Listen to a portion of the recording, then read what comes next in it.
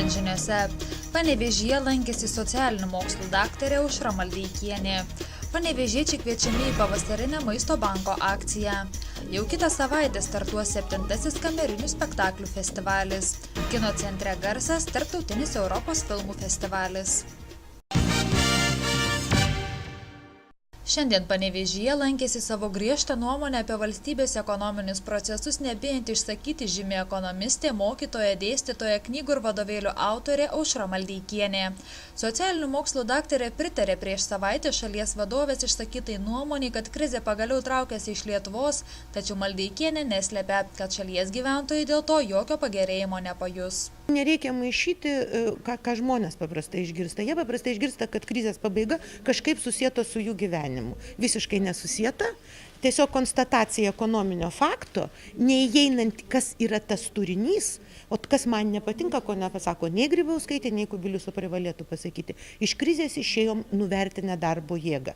Mūsų eksportas auga dėl to, kad mūsų darbo jėga pigi ir jinai buvo atpiginta. Mes, taip vadinasi, vidinę devalvaciją lito padarė. Mes iš tiesų krizės kainą permetėm ant žmonių, kurie gauna mažas pajamas. Aišku, kad šitie žmonės nesuvokdami galbūt to proceso, jie tikrai nesupranta, jie tiesiog mato, atlyginimas mano mažesnis ir man gyventi vis sunkiau, nes dar ir kainos kyla. Kodėl kyla kainos? Virš 4 milijardų, kurie ateina iš išorės per pervedimus tų, kas yra emigracijoje. Kai kuriems žmonėms leidžia gana taip nupirkti ir vartoti. Bet tie, kurie neturi pinigų, kuriems algos sumažėjo ir kurie neturi pažįstamų emigracijai, jie pakliūva į visiškai tragišką situaciją.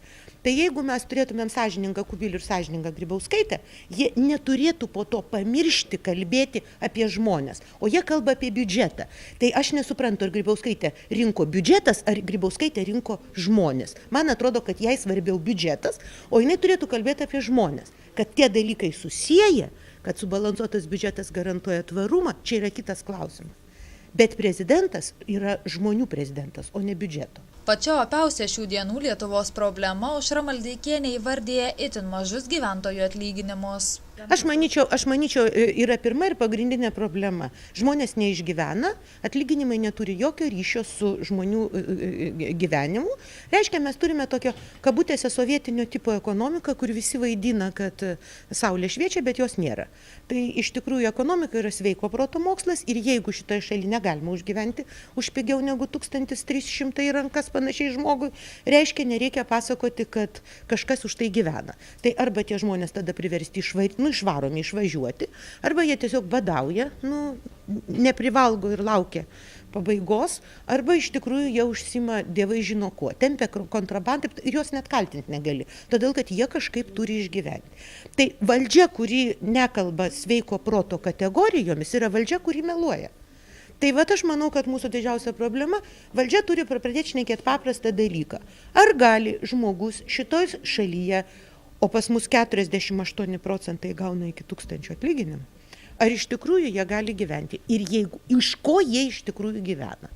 Tai jeigu jie čia ketina iš pradžių kontrabandą stabdyti, o po to žiūrėti, tai gal pirmiausia pažiūrėkite, kokie yra atlyginimai. Beje, ekonomistė griežtai pasisako prieš progresinių mokesčių įvedimą Lietuvoje, kadangi jie Maldeikienės teigimu tik dar labiau sukeltų šešėlinę ekonomiką ir sumenkintų galimybę išlaikyti kvalifikuotus darbuotojus. Balandžio 8-9 dienomis Labdaros ir paramos fondas Maisto bankas jau 11 kartą panevėžiečius kviečia į pavasarinę Maisto banko akciją. Šiais metais Panevėžio savanoriai maisto produktus rinks 18 miesto parduotuvių, kaip ir pernai akcija vyks didžiuosiuose prekybos centruose. Panevėžyje iš viso Lietuvoje yra 11 kartą, trečioji yra būtent pavasarinė akcija, nes būdavo, dabar pamatėm paklausą, kad reikia daryti ir ne tik prieš Kalėdas, bet ir prieš Velykas. Šiemet vyksta 48 miestuose ir miesteliuose, tai dalyvauja daug organizacijų, tai pernai dalyvavo 224, Panevėžyje dalyvauja 24 organizacijos, kurios padeda Maisto bankui ir mes padedam jiem, tai vat ir yra renkami produktai. Akcija balandžio 8 dieną vyks nuo 15 iki 21 valandos, balandžio 9 dieną nuo 9 iki 20 valandos. Perkančiųjų parduotuvėse bus prašoma paaukoti aliejaus, arbatos, mėsos, daržovių ir vaisių konservų, margarino, cukraus, vitaminų, kruopų, sausų pusryčių ir kitų greitai negendančių produktų. Mes šiemet atkreipėm dėmesį, kad būtent prašom perkant pagalvoti, kad jeigu aš perku, tarkim, yra suskirstyta pusryčiams, pietums ir vakarieniai, tai ką aš galėčiau nupirkti pusryčiams, tarkim, perku kiaušinius, tai galbūt dar pagalvosiu, kad reikia nupirkti ir aliejų, kad būtent tuos kiaušinius galėčiau įsikepti ant aliejaus. Tai va taip pat ir yra, tarkim, perku kruopas, perku kažkokius grikius ar ryžius ir pagalvoju, galbūt reikia margarino dar nupirkti. Tai va, ora produktai visi yra sausainiai, daug produktų, tai yra sausainiai, yra miltai, yra aliejus, yra cukrus, yra makaronai, yra įvairios kruopos ir visi kiti. Ir taip pat dar būtent galima atkreipti dėmesį, kad ir higienos produktai. Balandžio 8-9 dienomis surinkti maisto produktai bus išdalyti skurdžiai gyvenantiems asmenims, neįgaliesiems, daugiavaikiams šeimoms, vienišoms mamoms, našlaičiams, benamiams ir kitiems socialiai remtiniems asmenims.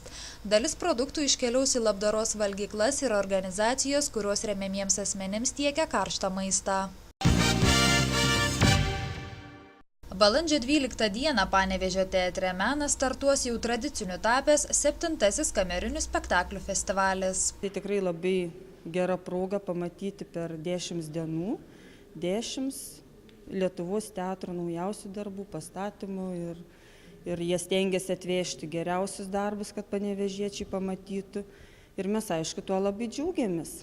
Spektaklius atveš garsiausi šalies teatrai, o panevėžiečiai turės galimybę pamatyti ir šiemet auksinį scenos kryžių laimėjusį bei geriausią nacionalinės dramaturgijos spektaklių paskelbtą Cezario grupės aktorių pastatytą spektaklį Nutolę toliai pagal Pauliaus Širvio poeziją. Atvažiuoja tokie teatrai kaip Vilniaus Mažasis, Kauno Kamerinis, Kauno Valstybinis, Atviras ratas, Cezario grupė.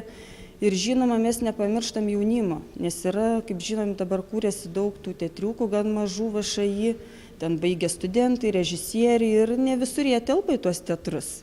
Tai jie kūrė savo teatriukus ir mes visada tik už tai, kad jaunimas pas mus atvyktų ir atvežtų savo, parodyti, ką jie sugeba. Ir šį kartą atvažiuoja Klaipėdos teatras Jeigu su spektakliu apie meilę. Tai irgi labai kviečiame pasižiūrėti, ką ten žinai.